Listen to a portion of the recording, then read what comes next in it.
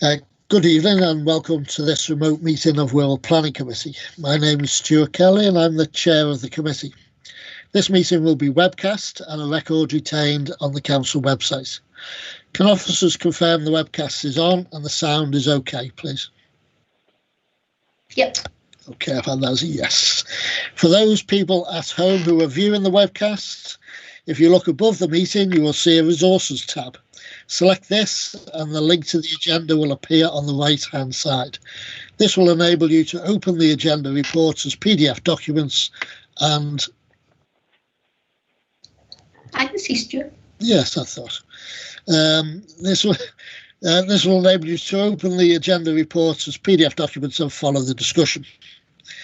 My role is to ensure that the committee runs smoothly and in regards to procedure, behaviour and ethics. To explain who are with us online, planning officers, a highway engineer and an environmental health officer. They will present the applications and provide any technical advice that may be required. The council solicitor. She will give advice to the committee on procedural and legal matters that may arise. There is also a minute taker and, of course, IT support. The elected members will consider the applications and collectively make the decisions. Voting will be by roll call. Each application will be introduced by the planning officers. When there is a qualifying petition of 25 signatures or more, I will invite a representative of the petitioners to address the committee for 5 minutes.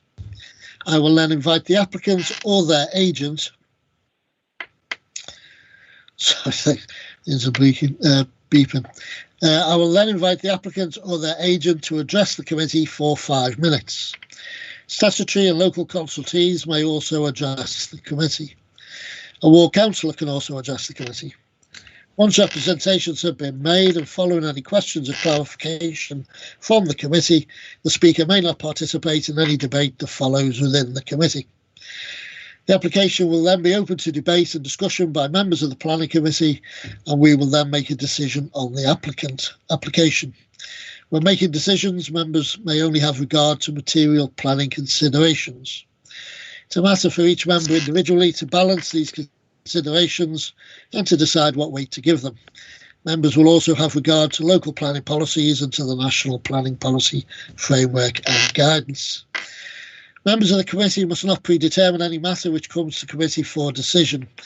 However, it is permissible for members to be predisposed towards a particular outcome with regards to an application, provided they don't make up their minds on how to vote before formally considering the application details, listening to the presentations and the full debate.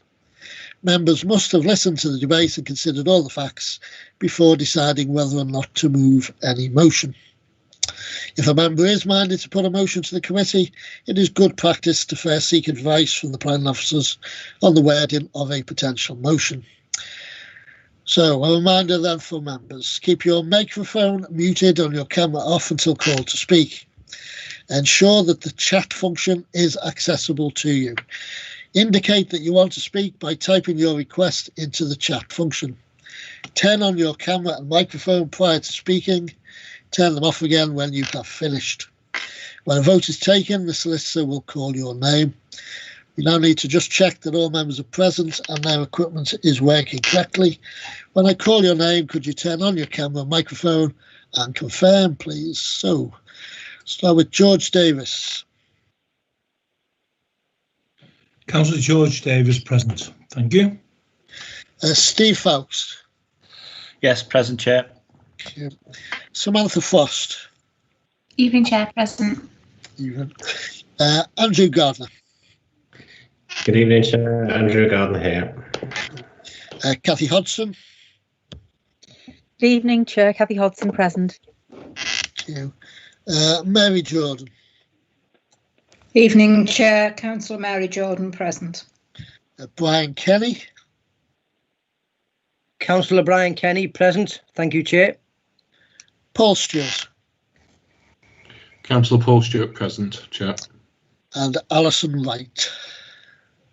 Good evening, Chair. Alison Wright, present. Thank you. Thanks. Okay, so into the agenda. The first item is the minutes of the previous meeting on the 14th of January. Better open my chat. Told you to. We can take them as agreed. Okay. No indications to the contrary. Agenda item number 2, members' code of conduct, declarations of interest.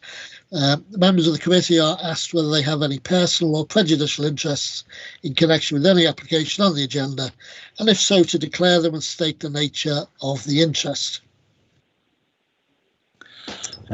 Thank you, Chair. The item 5 appeals, Ashton Court. I did declare an interest on the formal application, but I will simply move a personal interest and will take part in the debate as it's a historic decision. Okay, thank you.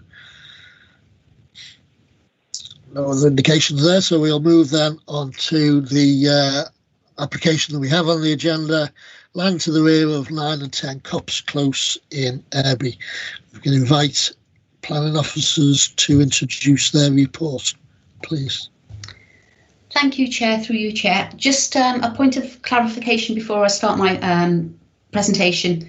The committee report, just underneath the map, it does say that the designation of the application site is both green belt and primary residential area. Apologies. Basically, what happens is when an application is submitted, and if it bounds a green belt site, for example, it pulls that up as being that's also a designation. But just to be clear, it's definitely primarily residential area. Okay, the application site is located at the head of a small cul-de-sac of similar house types. The site designation, as I just mentioned, is primary residential within Wirral's Unitary Development Plan. The area to the immediate north of the site is designated green belt. The site currently contains trees and undergrowth. The application is for the construction of two-storey detached houses and freestanding garages. The proposed houses will have a larger footprint in comparison to the existing and surrounding properties. In terms of the history for the site, planning permission was granted in 1983 for a small housing estate, which included the properties in Copse Grove. As part of the submitted drawings for that application, 2 areas remained undeveloped. One to the northeast corner of the site, adjacent to 123 Glenwood Drive. This area appears to be an area of grassed open space at the moment. The second area relates to this particular site, and the drawings indicated that this area was woodland dedicated to the local planning authority. However, our records indicate that the change of ownership to the local authority didn't ever take place. In 1985, an application was submitted for the construction of 2 dwellings on this site, and at this time the site had been cleared during the previous building operations. The committee report did say at the time that the Director of Leisure Services considered the site had little amenity value as a conventional public open space, and this application was approved but never implemented. In 2003, a further application was submitted for 2 dwellings. This application was refused, citing RPG 13 and PPG 3. These policy guidance notes are now redundant, so we looked at the Unitary Development Plan and the National Planning Policy Framework. The NPPF states that planning applications for planning permission must be determined in accordance with the development plan unless material consideration indicates otherwise. And as such, this application has been assessed against UDB policy HS4 and HS10. Excuse me. In terms of design, the proposed dwellings, as I mentioned before, will have a larger footprint than the surrounding dwellings, and it's proposed that the materials used for construction will match the existing properties in terms of facing and roofing materials. It's considered the proposal will not have a detrimental impact on the character of the area, and a landscaping condition is attached to ensure that the vegetation is retained to the west and east of the site, and any new planting can be secured through this condition. The proposed access to the site is from an existing opening which varies in width from 2.5 to 3.5 metres. Although not fully compliant with the 3 metres set out in HS10, there are no objections from a highway safety point of view. The proposed development meets the required separation distance between proposed and existing elevations. In terms of ecology, the site itself is not designated as a priority habitat, and MEAS have advised that due to the close proximity to several designated sites, ecological impacts must be carefully considered. In terms of mitigation for the loss of trees, the applicant will be required to provide compensatory planting, and this again is secured through the attached condition in this report. The submitted arboricultural impact assessment also indicates there are a number of low-value trees in poor condition, and these can be removed to facilitate the proposed development. The Council's tree officer also concurs with these findings in the report. As I mentioned before, which is shown on that plan, proportions of existing vegetation will remain to the west and east of the site, and a condition is attached can be attached to any approval to protect these trees and provide opportunities for new planting. A number of objections have been raised, and these are addressed in the report, but briefly I can summarise them as the loss of the view of the copse. This is not a material planning consideration. Nevertheless, an element of woodland will still be retained. Flooding. The application site is located within flood zone 1. There are very few restrictions in terms of flood risk in such a zone, and the exceptions for this are for developments over 1 hectare, and these will require a flood risk assessment. In terms of drainage, there's little evidence to suggest the provision of 2 additional houses in this location will affect the drainage. In any event, building control regulations will ensure that adequate drainage can be achieved. Inappropriate in the green belt. As I mentioned before, the site is not within a designated green belt. It's primarily a residential area. In terms of the loss of green space, the site is currently a managed woodland within private ownership. It would appear there is a barrier across the entrance to prohibit general access to the site. In terms of the use of the site for public recreation, it has limited amenity value and doesn't function as a public open space. In terms of covenants, this issue is not a material planning consideration. In summary, the proposal is not considered to have a harmful impact on the surrounding of the residential amenities of adjacent occupiers. The proposal will result in a loss of vegetation, but this is considered to be of poor quality. The site's within a designated primary residential area, and the proposal is considered to comply with those relevant policies. For these reasons, the proposal is recommended for approval, subject to the attached conditions. Okay, thanks for that. I think we can take down the plan for now, and I'll now ask our objector. I think we have the lead petitioner, Mr. Walmsley. Are you still on the line? Yes. Yes. Hello, Chairman. Good evening. Yeah. Good evening. Just to advise members, the lead petitioner's having difficulty with his IT, so has opted to telephone into the meeting, so we're not going to see him. But I think we'll be able to hear him clearly enough. Mr. Walmsley, you're the lead petitioner. You have 5 minutes to address us. When you have 1 minute left, I'll interrupt and let you know. Yeah. Okay. Very good. So you have 5 Thank you. minutes. Right. Good evening. I'm the lead petitioner. There's a lot of local opposition to this application with over 70 signatures. With regard to the architect's DNA statements, there's a serious error. The width of access route to the site is shown as 4 metres. That is incorrect. The boundary between 9 and 10 Copse Grove narrows to just 2.1 metres at the curbside.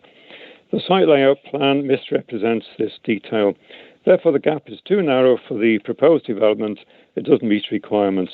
The proposed developments will result in increased traffic, HGVs, vans and cars on Copse Grove, Rook Meadow, Glenwood Drive and Coombe Road, plus construction noise affecting Copse Grove, Islip and Leaston Closes.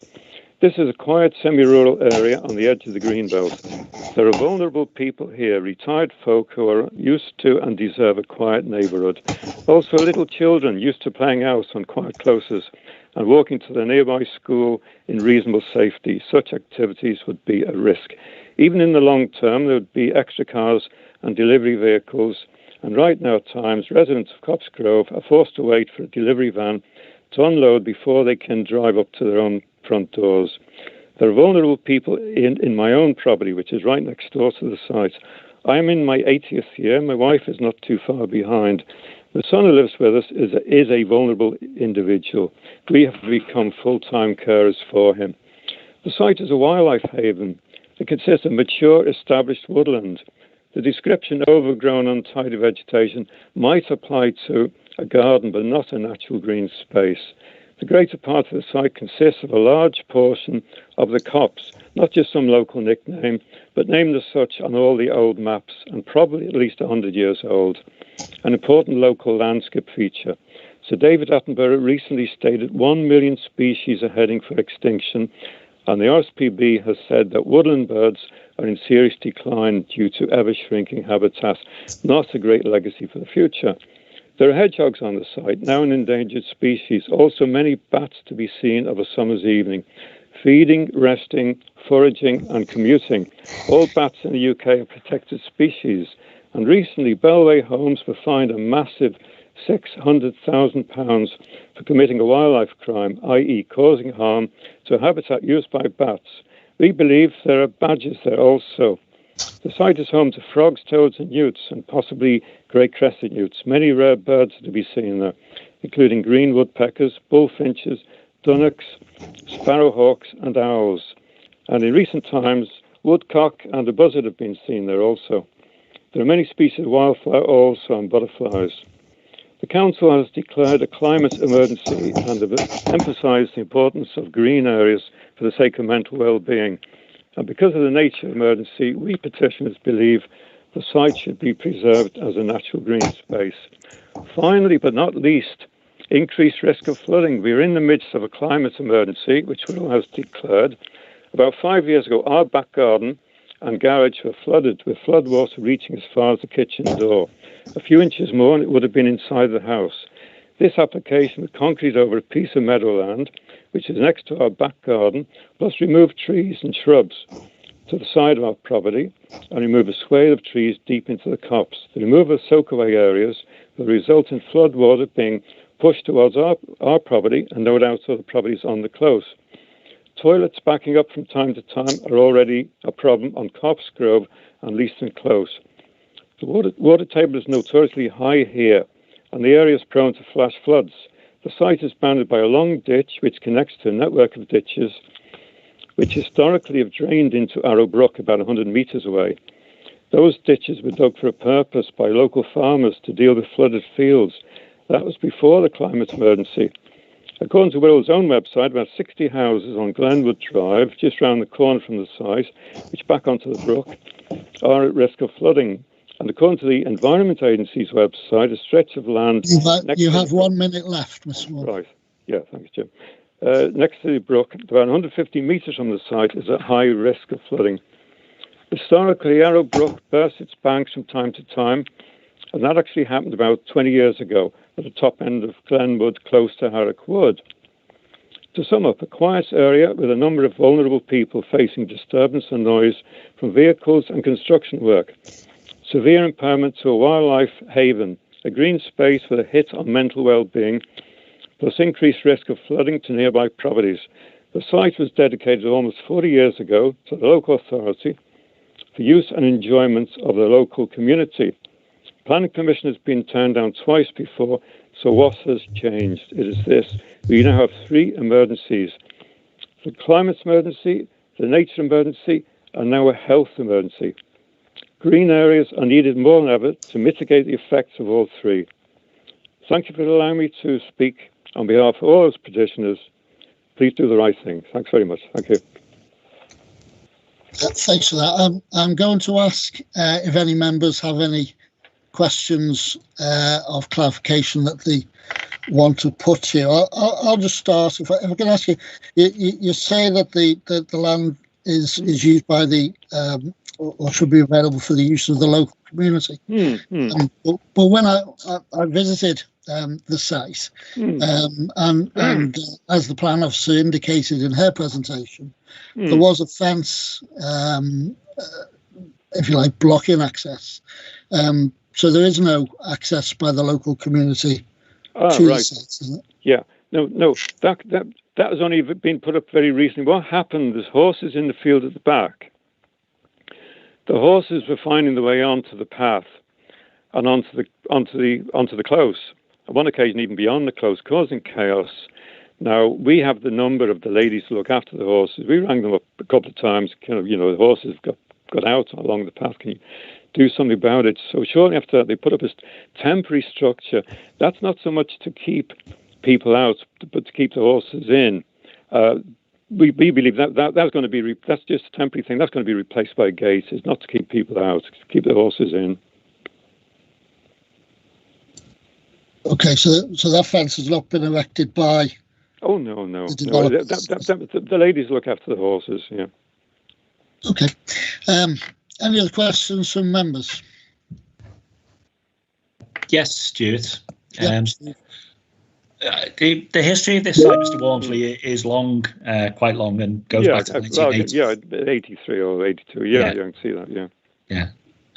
If you let me finish, in 1983, the council, and I was part of that, went through a very large consultation period when setting up its UDP. It appears that the designation of this land was never changed during those discussions.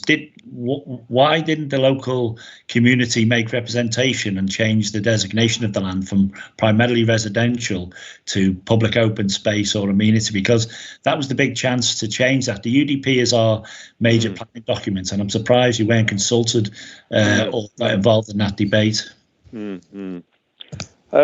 I can't really answer that, to be honest with you. We've only been in this house 6.5 years, but obviously looked into the history of it. So I don't know the answer to that. I don't know. You're muted, Chair. Okay, could have been worse. So if Mr. Walmsley himself has only been there 6 years, then clearly wouldn't have been there at the time that consultation took place. Paul Stewart.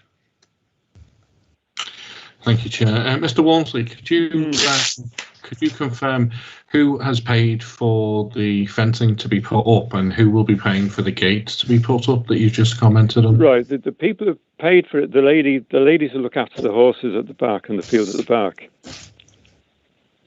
So they put the fence up. They'll be putting the gate. They must have paid for it, and obviously they'd be paying for the replacement gate.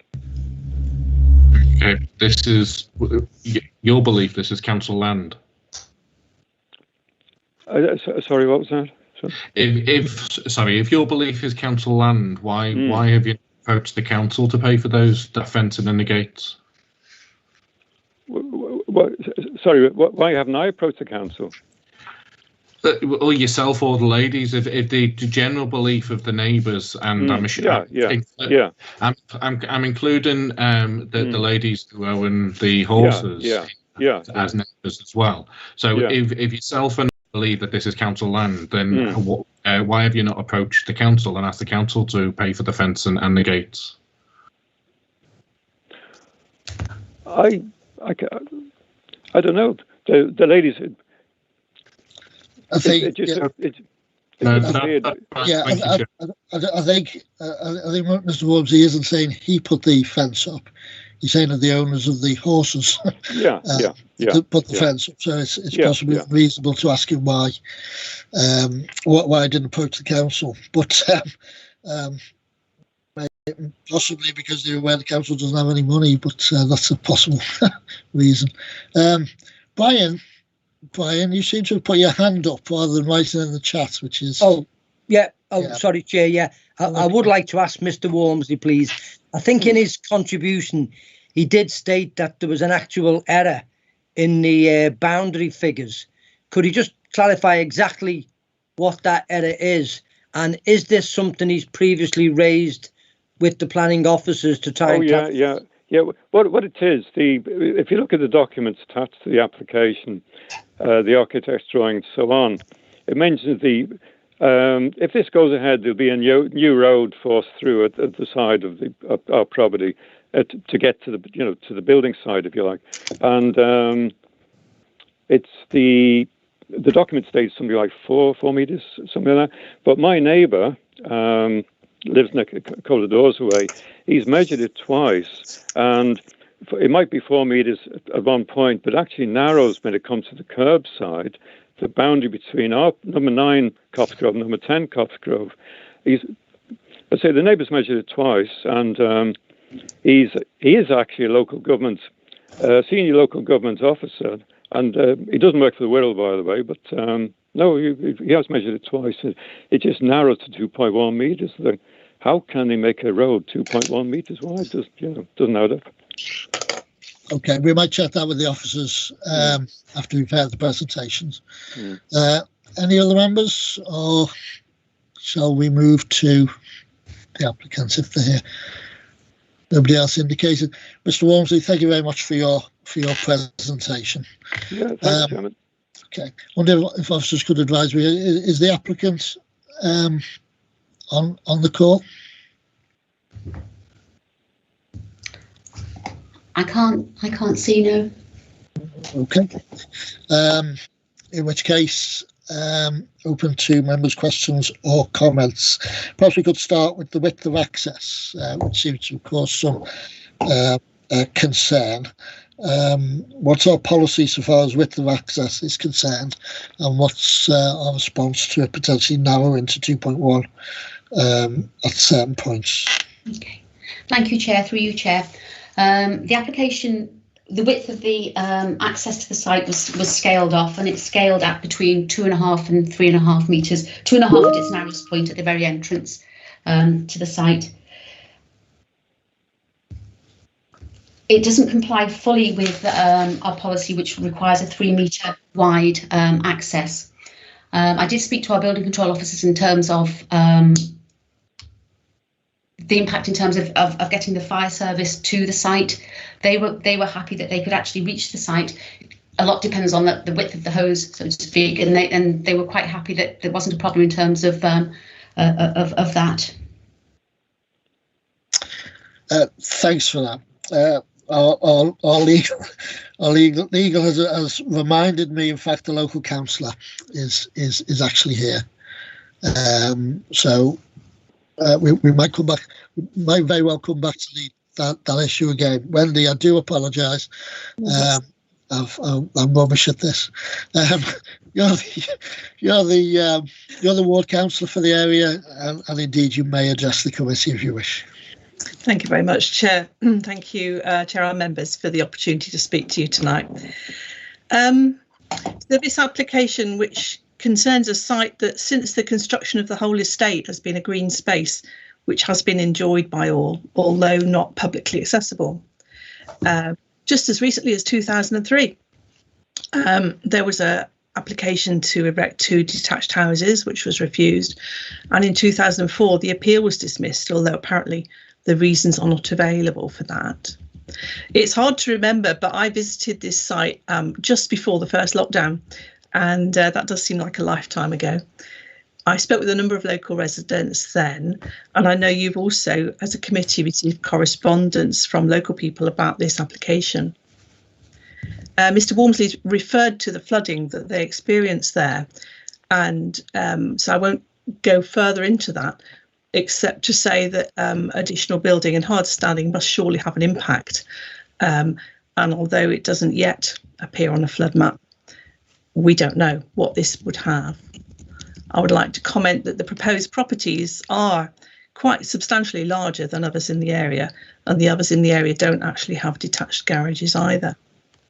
But the clear local concern that I've heard reflects the fact that you can see from the Google Map image that the copse continues right into this plot, and wildlife, as we all know, doesn't tend to respect hard lines and boundaries just because one's been drawn on a plan. And back when the estate was originally designed, this pond, green space, copse was allowed to remain in the area, and the estate seems to have been designed around it. And even though at some point in maybe 1985, the developer accidentally chopped down lots of trees and they were replanted, just because those are gone, I don't see that as itself is a reason to say that these trees aren't ancient and therefore not valuable. They are, in fact, part of this space. And I'm sure members like me can point to places in their own wards where trees have accidentally been damaged or disappeared post-construction in a way that causes great distress to the people who fought for them in the first place.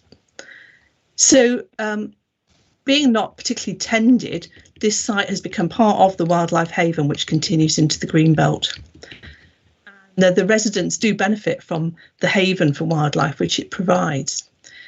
Houses which are put into this space are inevitably, as time goes by, going to have an impact on any trees and planting that are left behind. I noticed that at 2.2 in the report, MIAS and Wirral Wildlife speak of a legal agreement to enforce compensatory planting, and I wasn't really sure if I could see that carried over into the suggested conditions, but that might be my lack lack of experience. Again, local people tell me about existing applications where landscaping has been conditioned and not enforced. I know that's not material in this application, but it does leave local residents very concerned about the impact of this development here. So protections are conditioned for during construction, but not particularly afterwards. And the list of documents which define the permission, as suggested, don't mention the arboricultural impact assessment or the ecological report, which are there, which have extensive and detailed recommendations. So members, I would be asking you to consider to refuse this application, having regard to policy NC01, which states that wherever possible, networks of linear natural habitat and other corridors important to wildlife will be retained and protected.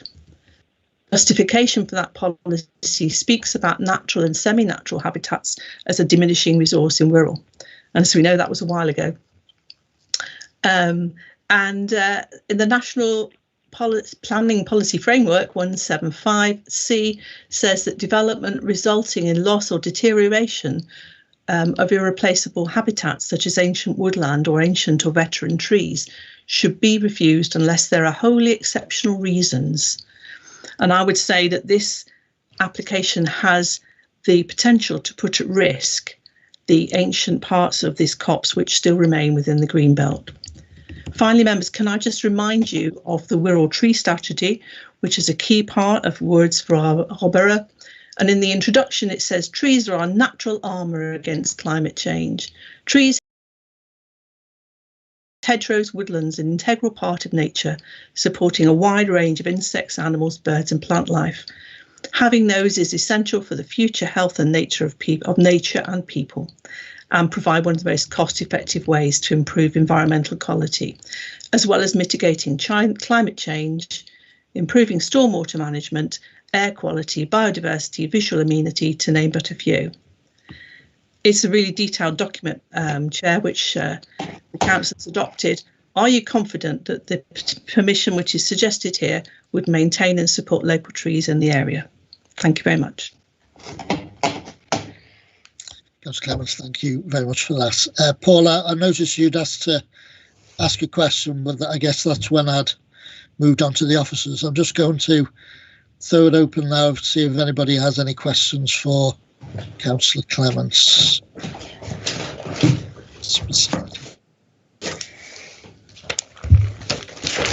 Chair, yeah, yes, didn't put my hand up. I do.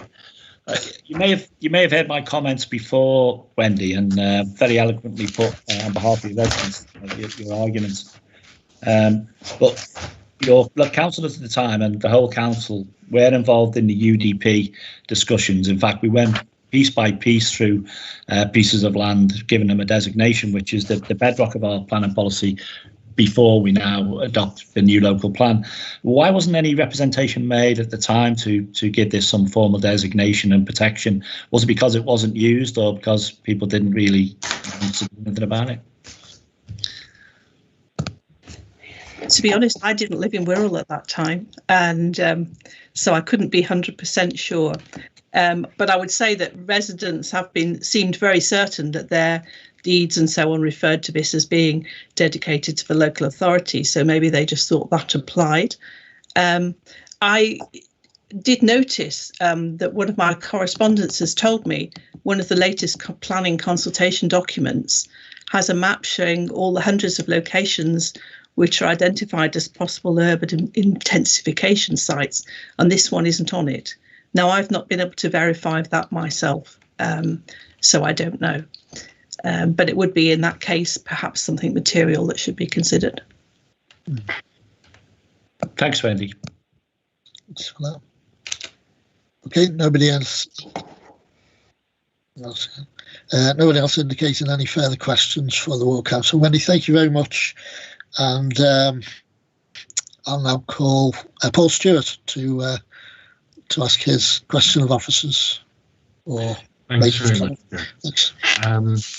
My questions are to officers. One, just for the purpose of members and anybody in the public that are watching this, can we just have clarity, given the error that's on the papers about this particular plot of land is not in Greenbelt. And the other question is with regards to replanting trees. Am I right? Sorry, did I understand that part of the proposal is to plant trees in other locations as a compensation for the trees that are going to be removed should this development go ahead? Jo, are you able to? Yes, thank you, Chair. Yes, there are two areas of trees that are going to be retained as part of this proposal, and there is a condition 10 on the attached report that ensures there's no felling of trees unless agreed with the local planning authority, and condition 5 on the attached report requests a landscaping scheme to be submitted, so we can actually then also include new trees into the scheme that are a better value than the trees that are down to be removed. Okay, and the Greenbelt? Sorry, the site is definitely within a primary residential area abutting a Greenbelt. Okay. Thank you, Chair. Thank you, Jo. Thanks, Paul. Kathy? Thanks, Chair. My question is with regard to the original designation of the copse, where the woodland was supposed to be dedicated to the local authority. In the original planning application of 1983 for 97 houses and 17 bungalows, was this land dedicated as woodland dedicated to the local authority then, which is why it wasn't built upon at the time? Because if it wasn't, I would have thought that the original application for the 97 houses would have been for 99 and it be developed at that time. So the question is, was it dedicated as woodland dedicated to the local authority in 1983 before the commencement of the buildings of the 97 houses and 17 bungalows? And for what reason was it not dedicated to the local authority when that was its intention? So was there there was obviously an error. And if it had been woodland dedicated to the local authority at that time, would this application be coming here today? Thanks, Chair. Thanks, Kathy. If that can be picked up. Yeah. Thank you, Chair. Through you, Chair. The submitted drawings for the 1983 application did indicate that the site would be given over to the local authority as woodland, but that never happened. The local authority didn't ever take on the site, so the local authority never owned the site. Okay. Sorry, just to come back to that point. Sorry. The fact that the local authority didn't take it over, would there have been a cost to the local authority to take it over, or was it gifted? And was it then just an oversight that it wasn't taken into local authority ownership? Thank you, Chair. Through you, Chair. I don't have that information, I'm afraid. I'm sorry. Okay. Okay, Steve Fowkes, next then. Right, Chair. I mean, I know members of the public are listening, and it sounds as though, you know, we're so legalistic that we can't literally see the wood for the trees. But the reality is that ownership of land would be debated in another place. Planning, it does not take account for legal access and things like that. You can, in principle, put an application in for land that you don't own. And it's the principle of planning that we have to discuss, if I'm correct, material ownership. So if someone else owned it and they couldn't get access, they couldn't build them. That would be a legal process, not a planning process. I'll go back where I come from, looking at this application, Chair. I looked at the application when it first come and looked at the map. And clearly from the map, there seems to be a clear delineation between the Greenbelt line and the proposed estate, and then you have this little chunk that's stuck there. And it looked to me, my first thoughts were, well, this is a bit of infill that will complete what would seem a sensible application. Having said that, when you go further into the history of it, it is complex. It is very complex. Now, I went up to the site, like when it first come around and was withdrawn from the application, I went up to the site and investigated as best I could, and it was quite clear that there's no way I could have got to it. I even went as far as going down to where you can access, I think it's a bridle path next to the, what I presume is the Arabrook. And when you look back up the fields where this close is, it is indeed horse paddocks. So certainly people wouldn't be able to randomly access the site from the Greenbelt side in terms of usable amenity. The issue of the site being fenced off now makes a bit more sense, because I did, peering over the fence, see some evidence of footpaths and usage that may be allocated to horses, or it may be the fact that the people tending the horses have had to go into that piece of land on occasions, or indeed the fence is new. It didn't look new to me, to be honest. And there has been, when we go to appeal, the inspector will look at our local plan. He will look what the land is designated for, and it is quite clearly, unequivocally, residential land.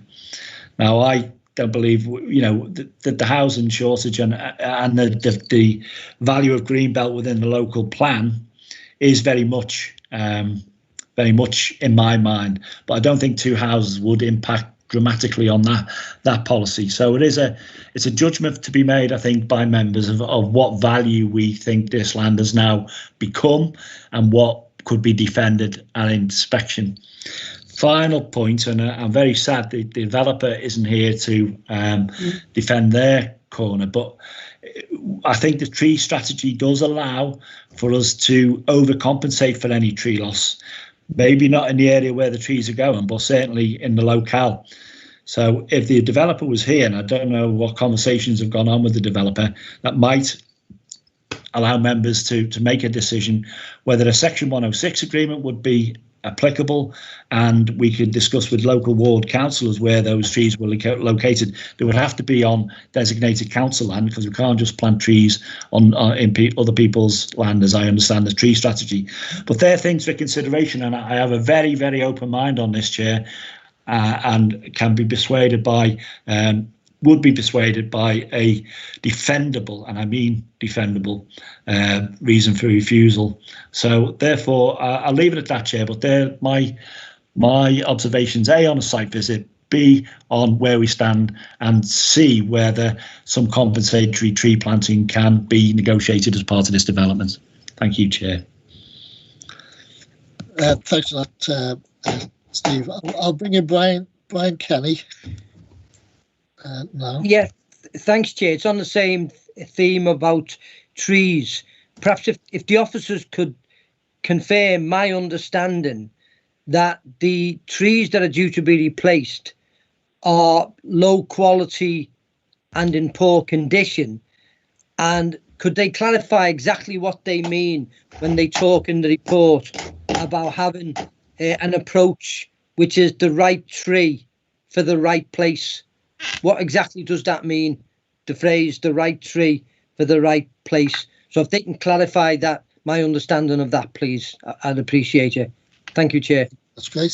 So, Joe, you're going to pick that up on the issue I think Steve raised on compensatory. Yeah, thank you, Chair, through you, Chair. We did approach the applicant to see if he was willing to enter into 106 for some financial contributions for planting outside the site, but on council-owned site. And he said he was open to that, but at that stage we weren't sure exactly how many and where they were going to go. In terms of planting the right tree in the right place, the existing trees, the agricultural report has been submitted and has been agreed by our tree officer that the existing trees are of poor quality and of low value. And what we can do is we can as a replacement for those within the site or outside the site, we can get better quality trees that suit that particular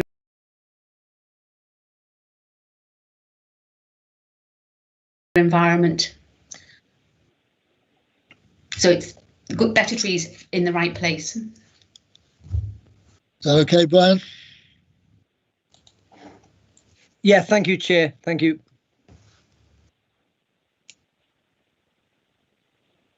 I'm just waiting for this question of the Section 106. I don't know whether an officer wants to advise us how we would enforce this. In terms of a 106, we'd have to discuss the 106 with the developer in advance of any permission being granted. So we can't require 106 to be done tonight, basically, without their consent. Okay, going to bring in Kath Lawless on the same question. Yeah, thank you, Chair. Probably, maybe if I can help clarify this point for members, and legal officer may also want to comment. But we have discussed the issue with the developer in relation to the potential of a Section 106. So if members were minded to support the application subject to a Section 106 for off-site tree planting, then members could delegate that matter to officers to resolve the Section 106. We understand that the applicant is willing to enter into such discussions. It would work along the basis of the applicant agreeing to pay a sum for off-site tree provision. The trees would then be planted on council-owned land. That would then help meet the objectives, obviously, of the council's tree strategy in relation to improving tree cover within the borough, and would assist on the basis that the existing trees that are on the site are not great quality.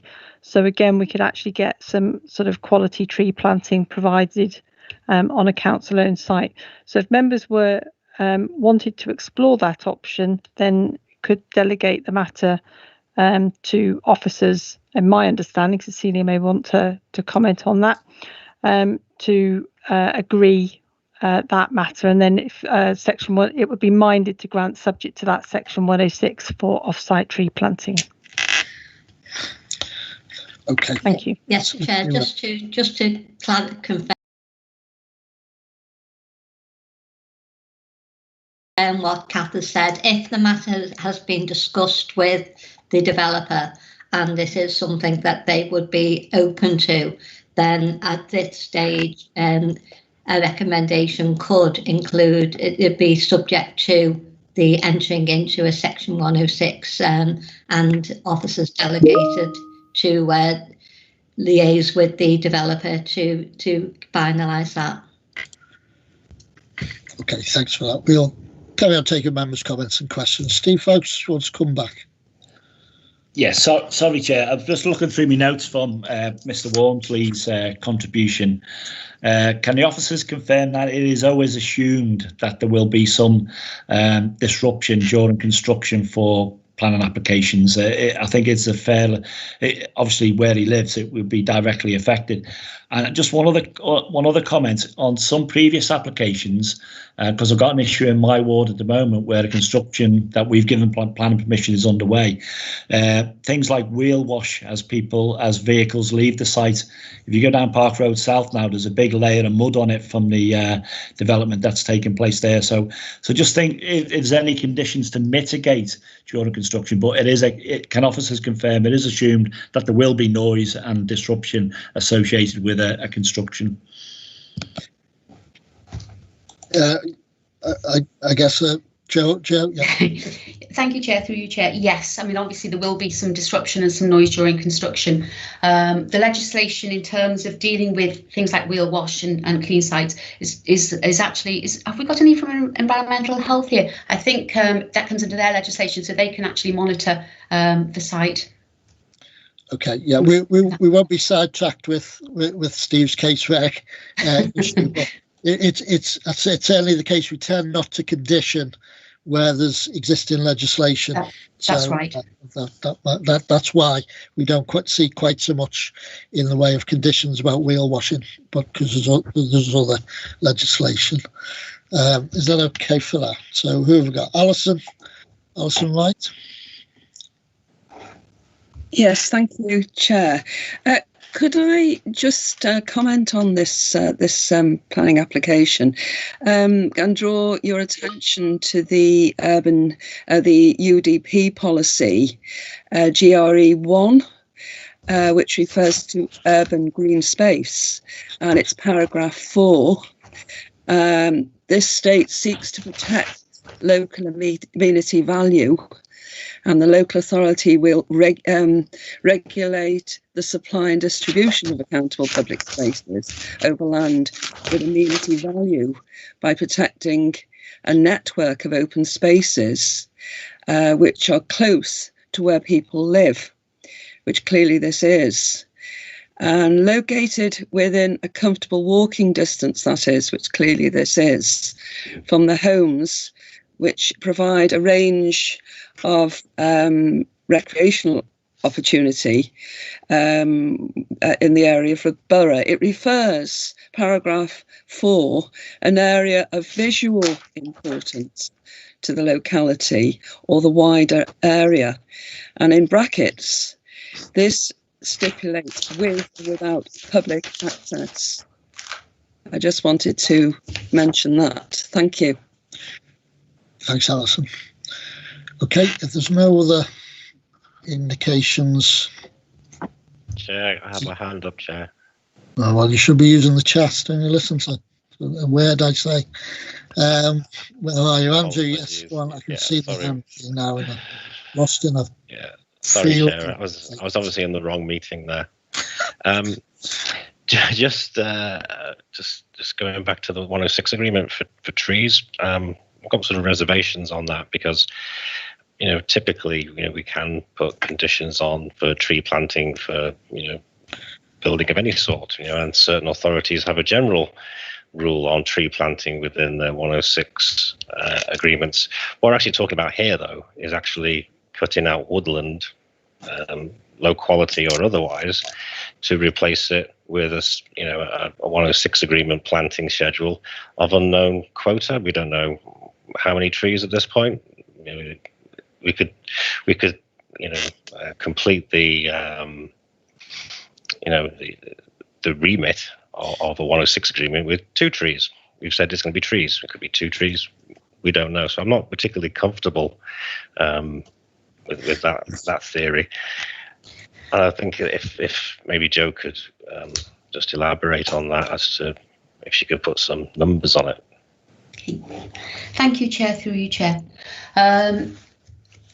The council's tree strategy basically, a basic cost for a new tree is £325 or £350, but the 106 agreement is in addition to new trees within the site, so it's an added bonus, if you like, for new trees to be planted outside the site, because there is a condition requiring new and better trees, quality trees, to be planted within the site. So, I mean, we haven't discussed your quite right figures. So, I mean, £2,000 could get us 6 trees, which isn't a great deal of money financially, but obviously 6 new trees planted elsewhere is a bonus. Yeah, I quite agree with that. But it's very easy for the developer to say, yes, I'll plant some trees, and then once he's got planning permission, his attitude changes slightly. It's, basically, how much, how many? Come on, So I'm a bit wary of going down that road as a reason or a reasonable reason to give this application further credence on that, to be honest. And we'll go into general comment, but I have to say I agree with Councillor Wright about GRE1 and Article 4 of that. Thank you. I think the point about Section 106, Andrew, is it's not just a condition. It effectively gets the money up front, so there might not be that degree of risk. If there's no other members, I'd like to give my 2 pence for what I've heard. Let's try to listen carefully to what has been said, because it's not straightforward it's not as straightforward an application as it might have appeared. We did defer it for more information, particularly on the history from our last meeting. There's no question the trees on this site form part of the larger copse of trees behind it.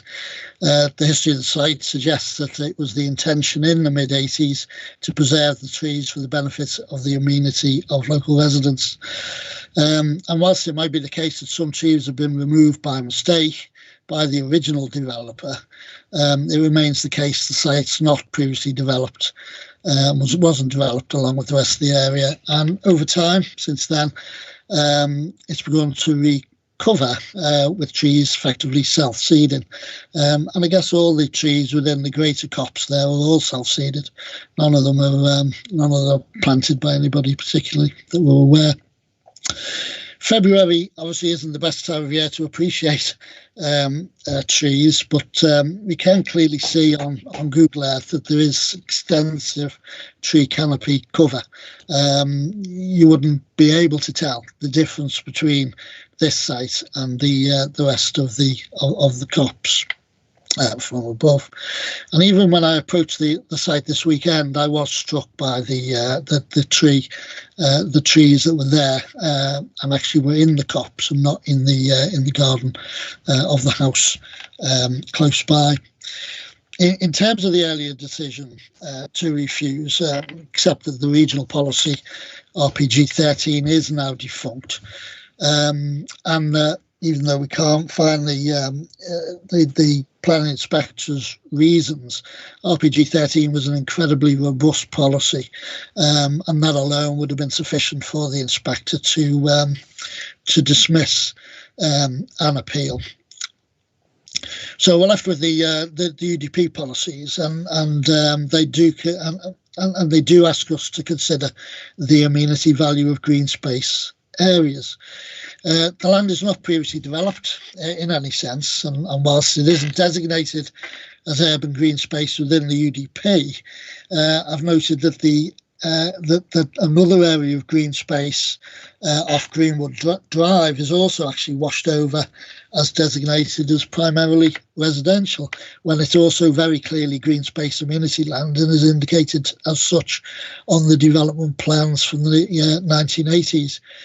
It could be said to be protected by condition, as identified as public open space, but so too potentially is this site protected by a past condition, notwithstanding that it wasn't in the end gifted to the council as was indicated in that condition, and we won't know the reason for that either. I have no particular wish to be a slave to a map when the evidence of my own eyes tells me something completely different. I'm persuaded that this site has local amenity value, and that the policy GRE1, which has been raised by members, which deals with protection of green space, is engaged and may very well prove a satisfactory reason for refusal. And I'm minded to put that to members in a moment. For completeness, however, we need to acknowledge that the current UDP is unable to show a 5-year supply, and that paragraph 11 of the National Planning Policy Framework is also relevant. That paragraph tells us that sustainable applications should be approved without delay, unless any adverse impacts outweigh their benefits. Personally, I've concluded that adverse impact does exist in respect of amenity, and in any event, the addition of 2 houses in this area would make a very modest contribution to housing need. I want to put a potential reason for refusal based on GRE 1 paragraph 4, which Alison Rice brought to our attention. If members could just give me a moment to negotiate that across. Okay, it might be in slightly larger fonts than, gosh. Anyway, there it is. I would move then that the application is refused. The local planning authority consider the site to be an area of visual importance to the locality and wider area. UDP policy GRE 1 paragraph 4 seeks to protect land with local amenity value. The local planning authority considers the development of the area will be harmful to local amenity contrary to GRE 1 paragraph 4 and the principles of the National Planning Policy Framework. So I would move that. I don't know if I have a seconder. Andrew John? Seconded that, Chair. Thank you. Okay, so that's moved and seconded. Do any members wish to debate that, or are we content that we've discussed this enough and happy to move to the vote? Okay, no one's indicating that they wish to debate further. Very well. We'll move to vote on this then. Voting will be for, against or abstaining on this motion to refuse. The solicitor will call your name. Please turn on your camera and microphone and say who you are before voting. Members should only cast a vote if they have heard the planning officer's presentation and the debate in relation to this matter in full and have not had any technical difficulties during this item. In the event that you have had problems hearing the discussion, you should not vote and indicate not voting when called. And I shall ask the solicitors to conduct the vote. Thank you, Chair. So this motion is a motion to refuse. So can I ask Councillor George Davis? Councillor George Davis, for. Thank you.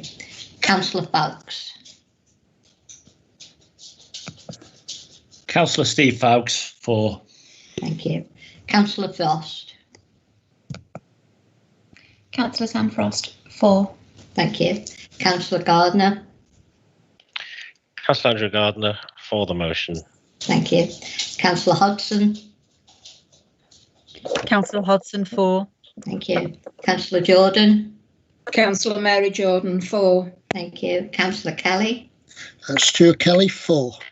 Councillor Kenny. Councillor Brian Kenny, against. Thank you. Councillor Stewart. Councillor Paul Stewart, against. Thank you. And Councillor Wright. Councillor Alison Wright, for the motion. Thank you. That's 8 votes for and 2 against. That motion is carried. Okay, thank you very much. So for members of the public present, who's watching online, that application has been refused, 8 votes to 2. Okay, that's the last application the only application we have to consider tonight, but we now move into a set of performance reports. So item number 4 is development management performance on planning applications for the calendar year 2020. Jo, are you taking that one? Yep, I'll take that one. Thank you, Chair. Oops, sorry, can't get my camera on. Beating up the mouse.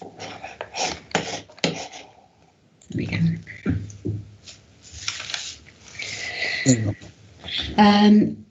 We've got 2 performance-related. Well, we've got 3 performance-related reports to bring to you this evening. I'm going to talk about the DM service in the appeals performance report. This is now going to be a quarterly area, so you members can see exactly how our performance is doing. In relation to planning applications, the Minister of Housing and Communities and Local Government set performance indicators that has 3 subdivisions: major, minor and other. As you can see from the reports, if you've got them open, during 2019 and 2020, our service surpassed the categories in all 3 areas, despite an extremely challenging year for us all. In relation to the appeals report, target setting for this indicator is at a local level with no prescribed national target. As a general comparison to the national average for the number of appeals allowed is 33%. Again, we've exceeded this local indicator. I think that's really all I need to say. I think we've done a really good job compared to where we were 2 years ago. We've had additional funding, which has been great, and officers have been fabulous. Is there any questions? Okay.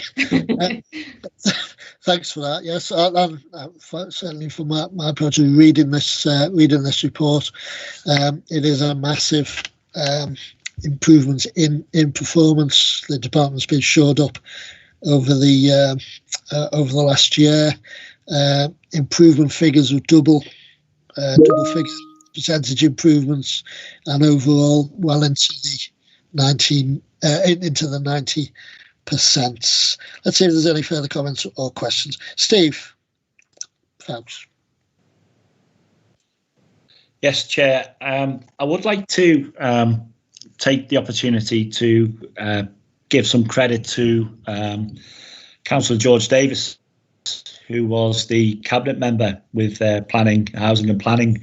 And I know the arguments we were having within the council. I would guess on the radar of what people find important where money is spent, I don't think planning comes very high until it affects them on their doorstep, as we've heard tonight.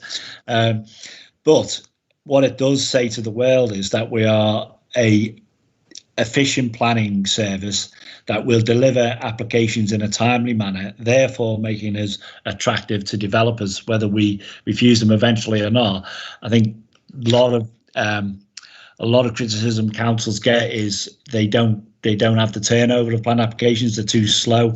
So this indicates that we are business ready, if you like, which is good. But it wasn't easy to argue for extra resources for planning. It wasn't high on everybody's agenda, and I think that's an honest statement.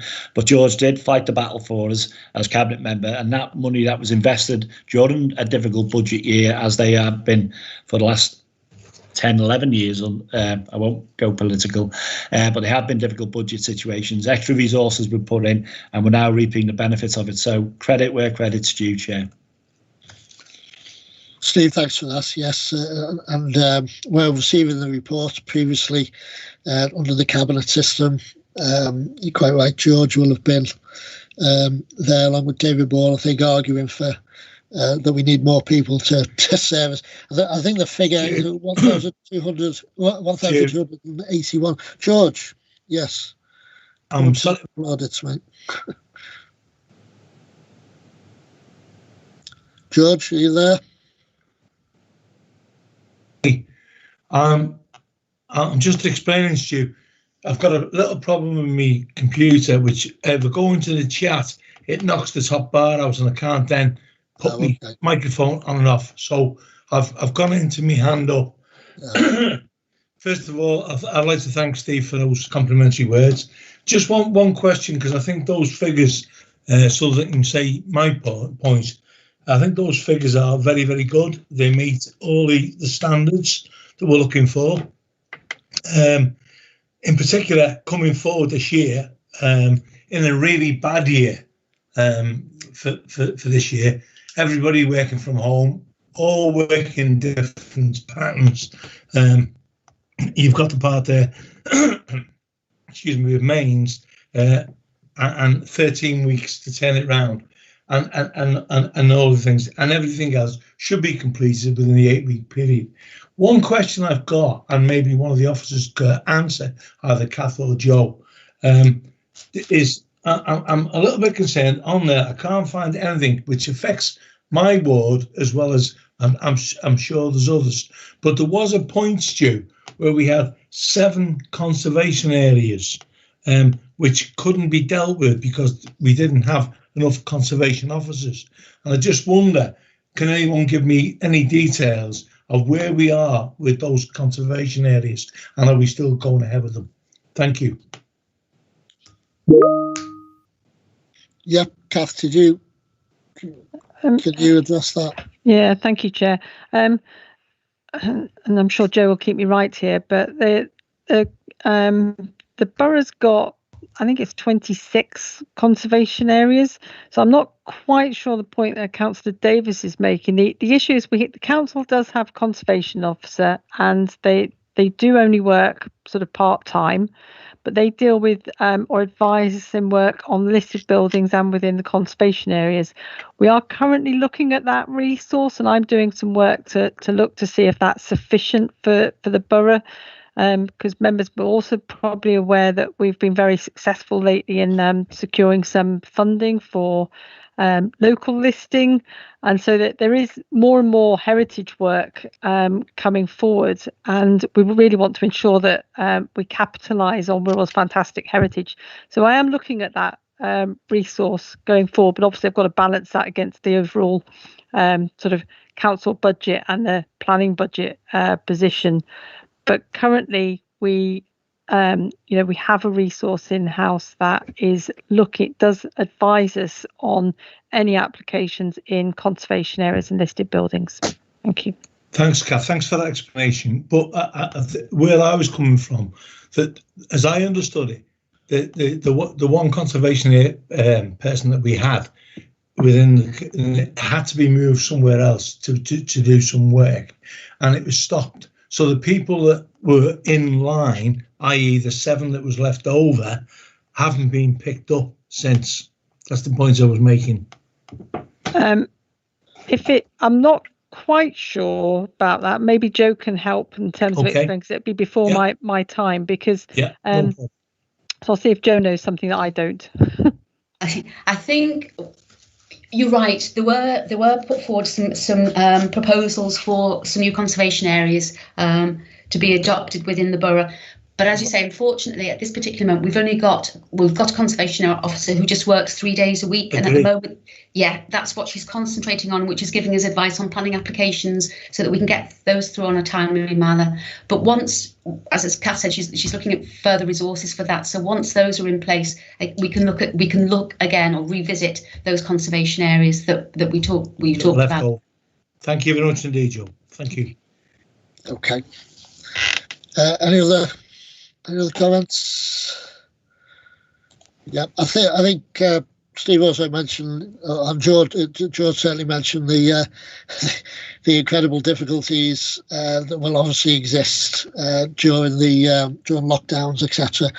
But we can see from the first 3 quarters of this current year that the performance has remained consistently high. So yes, we should be pleased about that, and we can take back the thanks and congratulations of the committee for this performance. Thanks, Stuart. Thank you. Okay, so we agree. Is the recommendation to note? Is it to note and thank officers?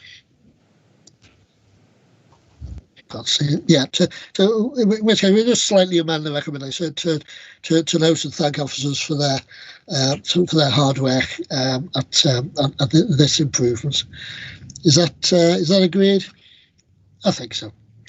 Okay, so we'll move to agenda item number 5, which is planning appeals, and Steve's seconded that slight amendment to the recommendation. Agenda item number 5, then planning appeals. Kath, is that you? Joe's doing this one, actually. Joe's doing this one. Planning appeals. Sorry, I thought I'd covered that in the previous one. No, well, we can certainly take it as read, and I'll just simply open it up to members in terms of questions they might like to ask. The table is there in terms of our performance and appeal. I think the only question I've got, just to I mentioned at the chair's briefing, was that there can be, even though the report says there are no financial implications, there certainly can be financial implications from an appeal gone pear-shaped, as it were, if we're found to be acting unreasonably. A cost award could very well also be made along with an appeal. I was just interested in what the figures in terms of costs awarded against us. So sometimes we lose appeals and it's simply a matter of planning judgment. The inspector just happens to disagree with us. Though, as the figures show, more often than not, they actually do agree with the decisions coming out of mostly the officers, I guess.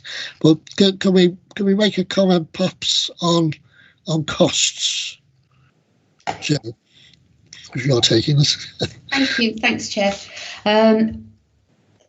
Our records would indicate, I think there was 4 cases where costs were, an award of cost was put forward against the local authority, but not on any of those cases were costs awarded. So we've done quite well in that respect. That's a 100% success rate. It's the other way of looking at it. And it indicates that in making the decision, we haven't been unreasonable. There are specific guidelines for inspectors, and as Steve says, to make an application and to make an appeal is often costly for developers. So they will be wanting to try and claw that back, but they can only do it if we've been unreasonable. And it appears, thankfully, we haven't. But if we can just keep an eye on that, because if we do have cost reward, there is a financial implication to the council, and there's possibly a learning opportunity for either the committee or members. So Steve. Yeah, thanks, Chair. You did relate to some comments I made at the at our briefing. I just want to it might be worth offline giving us a tally of where the committee made the decision and where the officers made the decision. A lot of these appeals are made under the delegated planning application system, i.e. they don't come to committee. But I would like to relate from comments I've had from developers. I mean, you talked about costs to the council. Where we get the decision wrong and there's a delay, you can actually, you've seen in the figures, we have 13 weeks to turn around. If that is turned down and they have to put another application in, so that could technically be a 26-week delay for an application that has been turned down. Now, in the world of business, and Andrew Gardner and other people will see the other side of the coin, a delay can sometimes mean the difference between a company going bust and not doing a development. I've known of applications, I won't quote specific ones, where we have delayed for various reasons, and a window for a grant application will have gone past its date. So we have to be, while these figures are encouraging, we get most of them right, and where we get it wrong, and that delay has been unnecessarily long, there is a cost implication. It can mean someone's job. It can mean a lot of people's jobs, particularly in the construction industry. So we always have to deal with applications. We tend to be resident-based, resident-focused, because that's our bread and butter.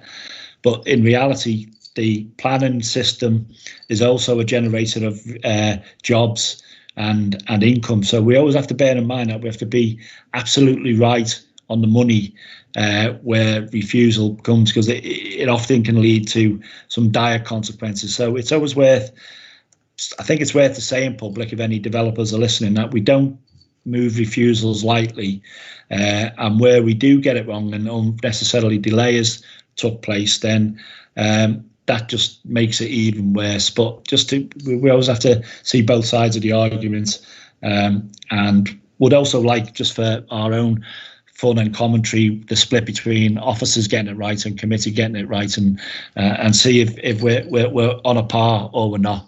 That's always good competition. Okay, so I'll leave it at that, Chair. Okay. Yeah.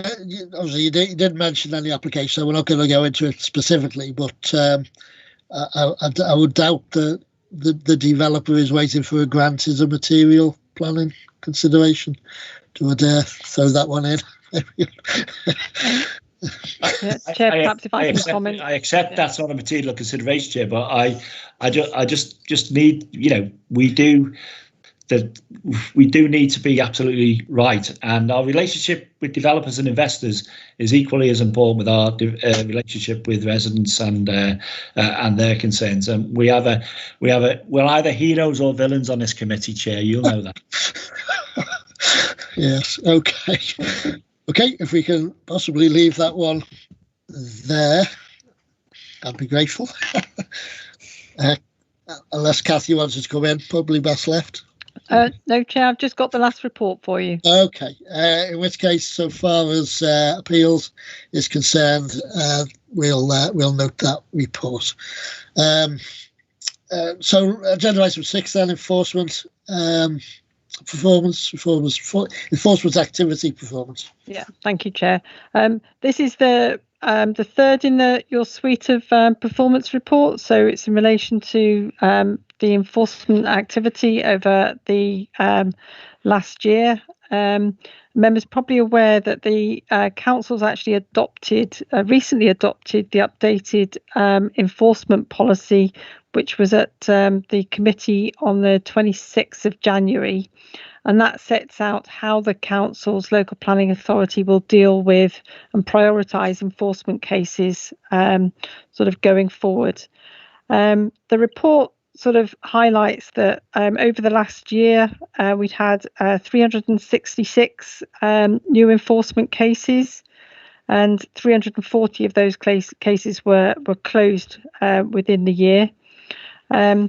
COVID has affected sort of our performance against targets to some degree, and members I'm sure will appreciate that it has posed some difficulties in accessing property, because we do need to obviously pay particular attention to sort of the safety of staff.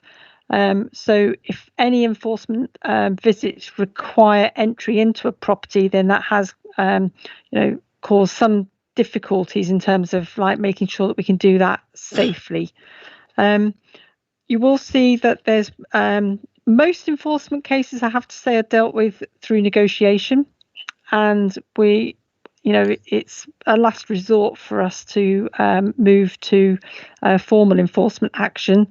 But you'll see that through the year we had to issue 7 enforcement notices, 2 breach condition notices, and 14 planning contravention notices. Section 3.13 of your report highlights some key successes, which I think sometimes enforcement tends to be sort of perhaps perceived a little bit negatively, but you can see we've taken some proactive action in Hamilton Square, which is the largest Grade 1 listed Victorian square outside of London. So we've identified quite a number of breaches in relation to the listed buildings in that area, and are sort of proactively working with owners to address those. We've also adopted our planning enforcement policy. We've managed to remove the unauthorised marquee at Hillbark Hotel. We've had a successful tree prosecution at 34 Stanley Road in Hoylake, where that was sort of resulted in a fine in the magistrates' court. And we've taken some direct action to remove an unauthorised extension at 1 Belford Drive. So I'm happy to take any questions, Chair, that members may have. Thank you. Okay. So we're not quite hitting our targets there, but I guess uniquely the issues around the pandemic and access to be able to see these breaches will obviously impact on performance. I think that's possibly is self-evident why we're not hitting the 80% and the performance is at 66%. Okay, so we've had that. Any questions from members, or are we content at this point to agree to note the report at this stage? Yeah, accept the mitigation. See where we are when we get to the other side of all of this.